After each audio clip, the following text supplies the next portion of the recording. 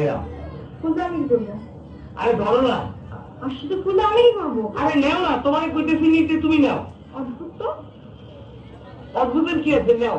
তুমি বাইবেল অনুযায়ী আমি তোমার প্রেম করার জন্য দিচ্ছি। এসব প্রেমে আমি বিশ্বাসী না, আমি ডাইরেক্ট অ্যাকশনে বিশ্বাসী। আমি তোমার বিয়ে করতে চাই।